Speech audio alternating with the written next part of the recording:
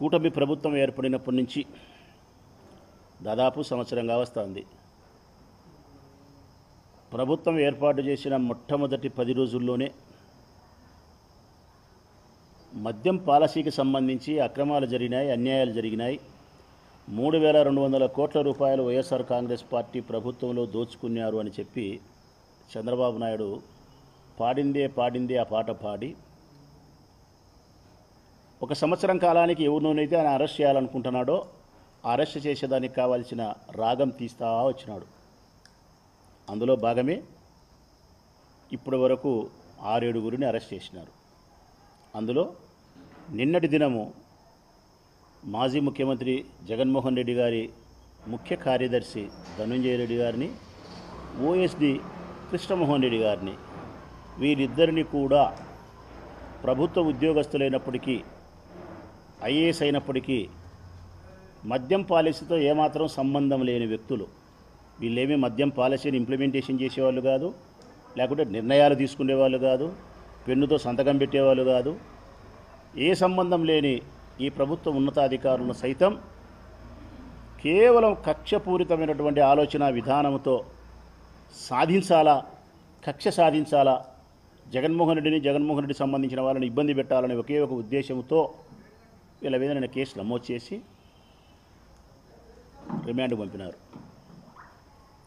దీనికి సంబంధించి ఈ మద్యం పాలసీకి సంబంధించి జరిగిన అవినీతి ఏంది, అక్రమాలు ఏంది, 3,200 కోట్ల రూపాయలు ఎక్కడ ఎవరు దండుకున్నారు, ఏ సాక్ష్యాలతో ఏ ఆధారాలతో ధనంజయ రెడ్డి గారిని, కృష్ణమోహన్ రెడ్డి గారిని అరెస్ట్ చేసినారో కూడా స్పష్టత లేదు. నేను స్పష్టంగా చెప్తా ఉన్నా రాష్ట్ర ప్రజలకు.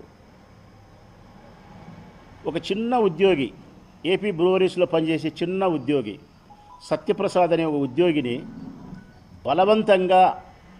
బలవంతంగా సిఐడి వాళ్ళు అదుపులేక తీసుకొని బెదిరించి, 1కి 10 సార్లు బెదిరించి, మేము చెప్పినటువంటి స్టేట్మెంట్ మీరు రికార్డ్ చేయాలని చెప్పి బలవంతంగా అతనితో వాళ్ళకు కావాల్సిన పేర్లన్నీ చెప్పించుకునే ప్రయత్నం చేసినారు. సత్యప్రసాద్ అనే ఒక చిన్న ఉద్యోగి.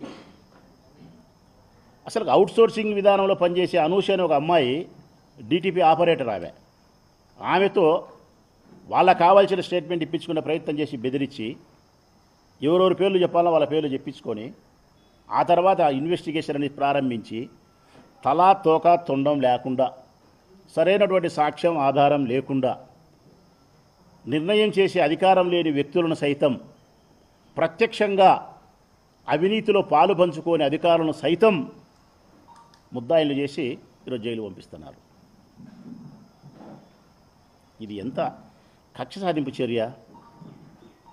మొన్న ఏమో ఐపీఎస్లు పంపించినారు, ఇప్పుడేమో ఐఏఎస్లు పంపించినారు. ఈ విధంగా ప్రభుత్వాలు మారిన వెంటనే ఐఏఎస్లను, ఐపీఎస్లను, ఓఎస్డీలను అవినీతి ఆరోపణల్లో నెలల తరబడి రిమాండ్లకు, జైళ్లకు పంపించి మానసికంగా, శారీరకంగా హింసిస్తే ఇంకా రాబోయే భవిష్యత్ కాలంలో ఈ రాష్ట్రంలో ఎవరైనా ఐపీఎస్లు, ఐఏఎస్లు పని చేస్తారా అని అడుగుతా ఉన్నా.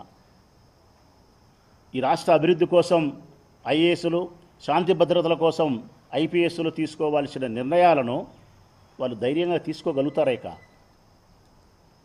ఆ ప్రభుత్వంలో, జగన్మోహన్ రెడ్డి గారి ప్రభుత్వంలో పనిచేసినటువంటి అధికారులను ఈ ప్రభుత్వంలో, చంద్రబాబు నాయుడు ప్రభుత్వంలో హరాస్మెంట్. రేపొద్దున ప్రభుత్వం మారిన తర్వాత, జగన్మోహన్ రెడ్డి గారి ప్రభుత్వం వచ్చిన తర్వాత మళ్ళీ అప్పుడు ఐఏఎస్లు, ఐపీఎస్ల మీద ఆ ప్రభుత్వం కక్ష సాధింపు చర్యలకు పాల్పడితే ఈ విధంగా ఐఏఎస్లు, ఐపీఎస్లు జైలుకు పోవాల్సిందేనా? అభివృద్ధికి సంబంధించి నిర్ణయాలు చేయగలుగుతారా? తన పెన్నుతో సంతకం ధైర్యంగా పెట్టగలుగుతారా? ఇంతకీ ఆరోపణ ఏం తెలుసునా? ఈ 3,200 కోట్ల రూపాయలు కమిషన్ రూపంలో మీరు దండుకున్నారు అని చెప్పి వారు చేసే ఆరోపణ, సాక్ష్యం ఆధారం లేకుండా చేసిన ఆరోపణ ఏంటంటే, కొన్ని బ్రాండ్లు మాత్రమే మీరు అమ్మినారు ఈ రాష్ట్రంలో. అన్ని బ్రాండ్లు మందు అమ్మలే, కొన్ని బ్రాండ్లు మాత్రమే అమ్మినారు. మీకు నచ్చిన, మీకు కమిషన్ల రూపంలో ఎక్కువ డబ్బులు ఇచ్చిన వారి యొక్క డిస్టిలరీస్ నుంచి, ఫ్యాక్టరీల నుంచి వారు తయారు చేసిన మద్యాన్ని మాత్రమే మీరు ప్రజలకు అందుబాటులోకి తెచ్చినారు. మిగతా బ్రాండ్లు అమ్మలేదు. కాబట్టి కమిషన్ రూపంలో మీరు దండుకున్నారు అని చెప్పి వాళ్ళు చేసే అభియోగం. అసలు ఇది ఎట్లుందంటే ప్రజలారా, నాకు ఆశ్చర్యం కలిగించే అంశము. ఉదాహరణకు ఆంధ్రప్రదేశ్ గృహ నిర్మాణ శాఖ ఉంది, పేదవాళ్ళకి ఇల్లు కట్టిస్తుంది, ప్రభుత్వమే కట్టిస్తుంది. సిమెంట్ కొనుగోలు చేయాలా, పెన్నా సిమెంటో లేకుంటే ఇంకొక సిమెంటో ఏదో ఒక సిమెంట్ కొంటారు వాళ్ళు. ఈ ప్రభుత్వం పోతుంది, రేపొద్దున వేరే ప్రభుత్వం వస్తుంది. ఇన్ని లక్షల ఇల్లు కట్టడానికి ఈ పెన్నా సిమెంటే ఎందుకు కొనుగోలు చేసినావు, మిగతా సిమెంట్ ఎందుకు కొనుగోలు చేయలేవు? నువ్వు ఇంతో కమిషన్ తీసుకున్నావు కాబట్టి నువ్వు అవినీతి చేసినావని చెప్పి నీ మీద కేసు పెట్టి జైలు పంపిస్తామని చెప్పి సంబంధించిన అధికారులు జైలు పంపిస్తే ఇది అభివృద్ధి జరుగుతుందే? అభివృద్ధి జరుగుతుందే? ఎందుకు కొన్నావు ఆ సిమెంట్ అంటే 1,16 కారణాలు ఆ ఇంజనీర్కు ఉంటాయి. రేటుకు సంబంధించి 10 రూపాయలు ప్రభుత్వానికి మేలు జరుగుతుంది అనుకుంటుంది, నాణ్యత కలిగిన సిమెంట్ అనుకుంటాడు, లేకుంటే మరొకటి అనుకుంటాడు. ఆ మాత్రం గృహ నిర్మాణాన్ని చేపట్టేప్పుడు ఏ సిమెంట్ వాడాలనే స్వేచ్ఛ, స్వతంత్రత, మంచి నిర్ణయం తీసుకునే అధికారం ఉద్యోగస్తునికి లేకపోతే ఏ విధంగా అభివృద్ధి జరుగుతుంది?